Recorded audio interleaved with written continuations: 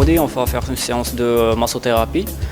Donc, on fait une petite définition du massage. C'est une action de pression, pétrissant avec les mains une partie ou plusieurs parties du corps afin de donner une souplesse ou enlever la fatigue ou bien enlever les douleurs d'un patient.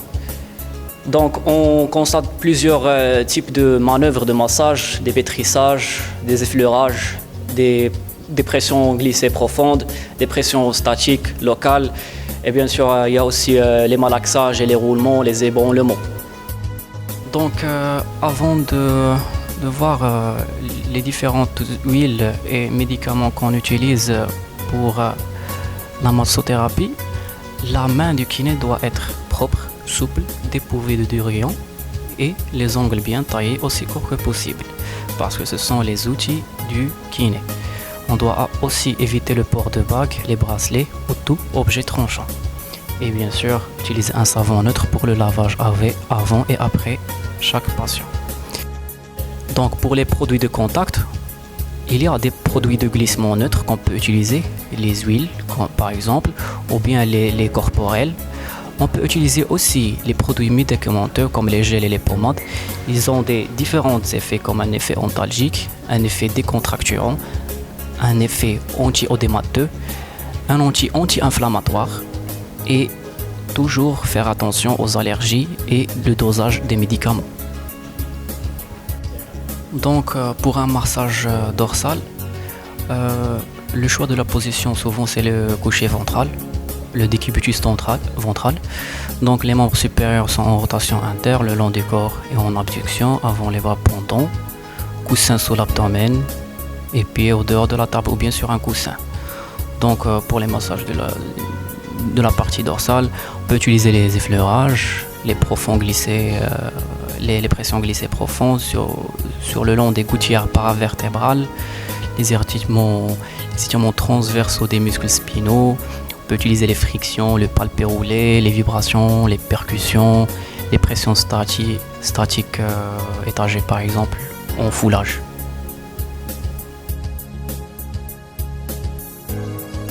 Donc pour le massage de la région cervicale, on présente différentes positions. On a le décubitus dorsal. Il peut être variante avec une tête reposant sur les bras, l'avant-bras du thérapeute ou bien la cuisse du thérapeute. Donc le patient il est en confort spontané. Donc la disponibilité du thérapeutique pour le praticien, il présente une disponibilité pour les muscles du trapèze et la région cervicale. On peut utiliser les différentes manœuvres de massage.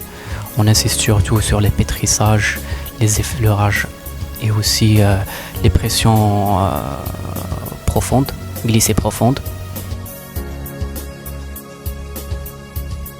On commence et on termine toujours par les effleurages pour un effet psychologique, un effet de préparation pour étaler le produit et pour l'effet antalgique. On utilise les pressions glissées profondes le long des gouttières paravertébrales et sur le trapèze, le muscle trapèze.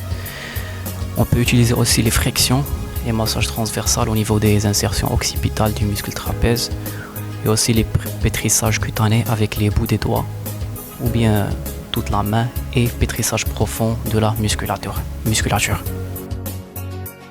On a aussi la position assise pour effectuer un massage de la région cervicale. C'est une position qui permet une mise en charge totale partielle si la tête reste en appui antérieur ou postérieur. Le massage a un accès sur toute la musculature de la région cervicale. Le masseur est devant ou latéralement ou derrière son patient. Il peut effectuer toutes les manœuvres qu'on a citées pour les muscles de la région cervicale.